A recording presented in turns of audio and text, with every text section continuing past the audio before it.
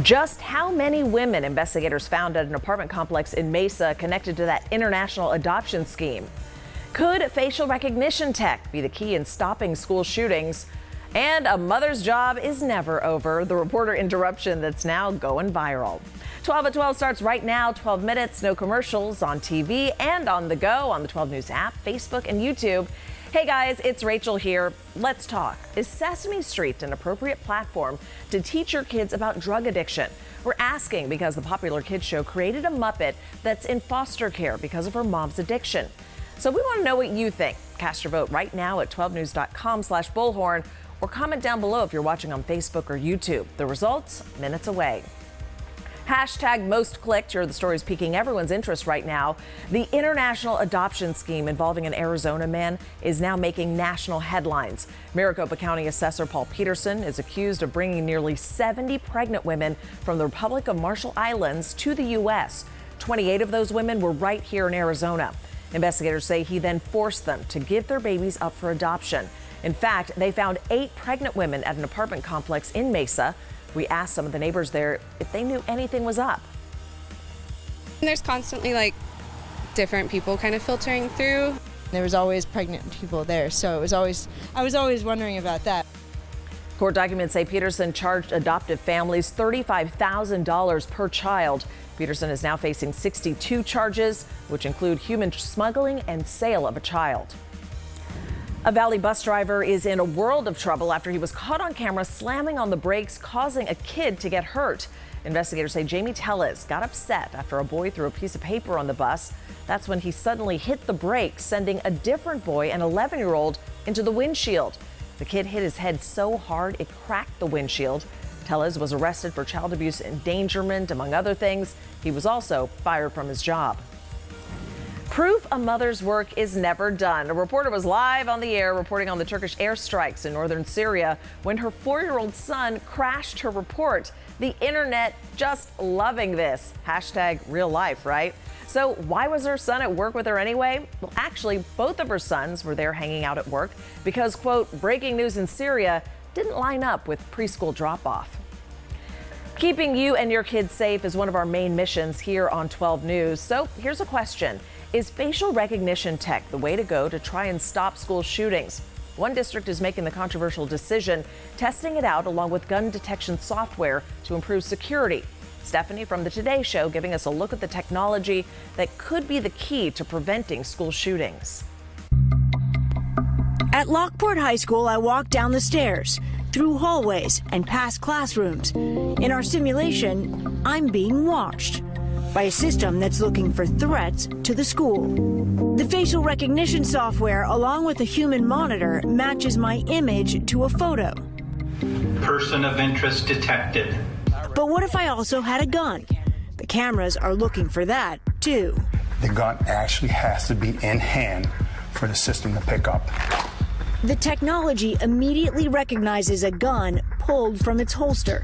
If Officer Stover were a school shooter, this new high-tech security system would immediately call the police and then track his every movement by scanning both his face and the gun. The school would go on lockdown, cutting down response time, providing critical information to law enforcement, and possibly saving lives. Did you have as much? Superintendent Michelle Bradley, who oversees 8 schools and more than 4,500 students, granted us an exclusive first look at her district's technology, said to be the first of its kind in American public schools. She says the tragedy at Sandy Hook shocked them into action. That's when we really started to take a look at what else do we need to be doing. What she didn't anticipate was how controversial facial recognition would be.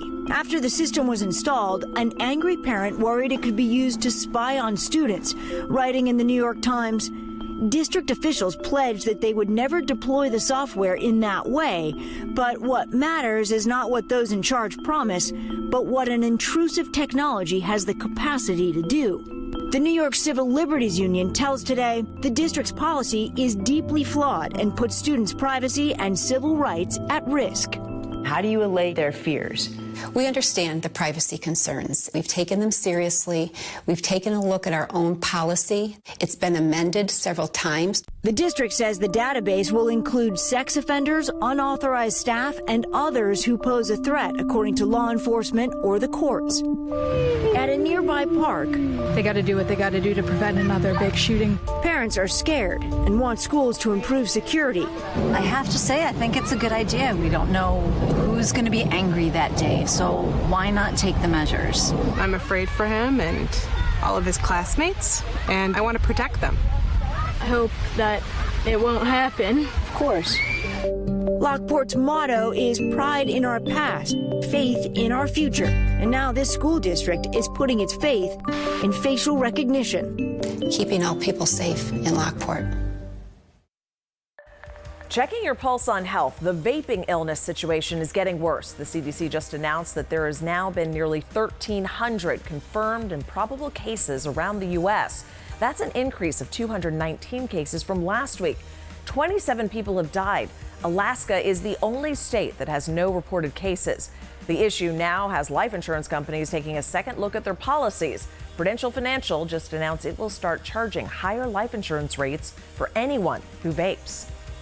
Is your pet turtle making you sick? It's more common than you think. In fact, the CDC says 21 people in 13 states have recently gotten salmonella, and the culprit is believed to be the pet turtle. It's so bad, federal health officials are now warning people to wash their hands after holding any reptile. Well, it turns out making friends is hard even for us adults. A new survey shows the average American hasn't made a new friend in 5 years. Why? Well, so many excuses, from being too shy to not liking hanging out, or apparently we just can't be bothered. But if it was easier to make friends, those in the study said they'd be game. Well, maybe if the weather would cooperate, it would be easier to get outside and make some new friends. Jen, give us the forecast 411. We are kicking things off with some amazing photos from our 12 News weather watcher, Sam Mitchell, capturing another fall spectacular here across the state. Really great time to get out and enjoy those leaves. And then David Crook taking this one. Cute coyote pups, as long as they're not up close, from far away from photo distance, enjoying some wildlife time on the golf course in Peoria.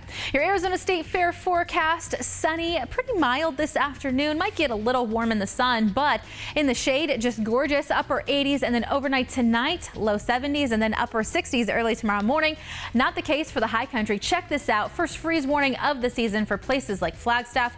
Could get as low as 21 degrees. Today in Phoenix, we're in the 80s. We'll be in the 50s, Grand Canyon and Flagstaff. Overnight tonight, dropping down to the 20s for Grand Canyon and Flagstaff, 60s in Phoenix. And your 7-day forecast keeps us in the 80s through Saturday. Let's sip on some afternoon juice. Two of the world's most famous redheads are teaming up for World Mental Health Day. Prince Harry and Ed Sheeran posted a video on the Sussex Royal Instagram page to encourage everyone to care for the people around them. A lot of people online thought it was filmed at Frogmore Cottage, which is the private Windsor home the Queen gave Harry and Meghan when they got married last year. But it's actually filmed at Icy Cottage, which is where Princess Eugenie and Jack Brooksbank live in Kensington Palace.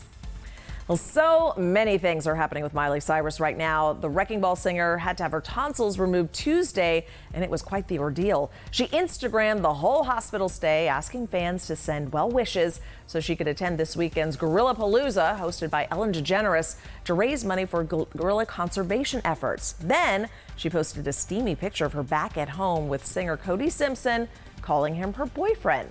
Cyrus is fresh off 2 public splits from husband Liam Hemsworth, then Caitlyn Carter.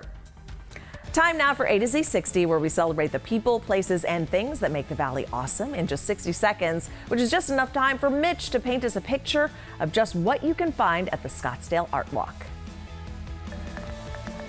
It is a great time to take a walk outside, and as long as you're going out to stretch your legs, why not take in some culture at the Scottsdale Artwalk? Well, the Artwalk's just, it's a fun, relaxing atmosphere where you don't have to feel like intimidated by going into an art gallery. There's a little bit of everything, and pottery, there's jewelry, there's bronze sculpture, rock sculpture, of course lots of paintings. What is it that you enjoy about the Artwalk? That relaxing atmosphere. People can come in and enjoy a glass of wine and just get to meet with the artists a little bit, see what their inspiration was behind their their work. One of the great things about the Art Walk is that some of the artists who have their work on display in the galleries will actually be outside the galleries doing their art, so you can talk to them. Clearly, I will not be among them. Hey Mark, I just finished my first piece. When can you get it up in your gallery? Ooh, you know what? Why don't you work on a few more and get back to me?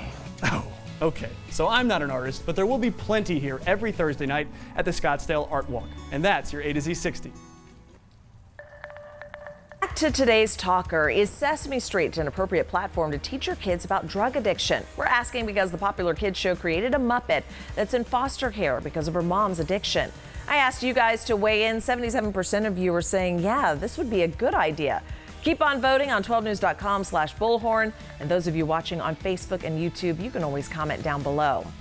Well, apparently it's not just our kids turning up their noses at vegetables. 25% of Americans have never, ever eaten one. I asked you guys if any of you are one of the 25%, and if you do eat your veggies, do you have one that you just refuse to eat? Well, Justin says peas, pretty nasty. Carrie's with me, cooked carrots and cucumbers. And then Dennis says, I have to say those little Brussels sprouts. Oh, come on, Brussels sprouts are so good. Well, that's going to do it for your 12 at 12. The facts on everything you need to know in just 12 minutes, no commercials. We're always on anywhere, anytime on 12news.com, the 12 News app, and on our socials as well. We'll see you again soon.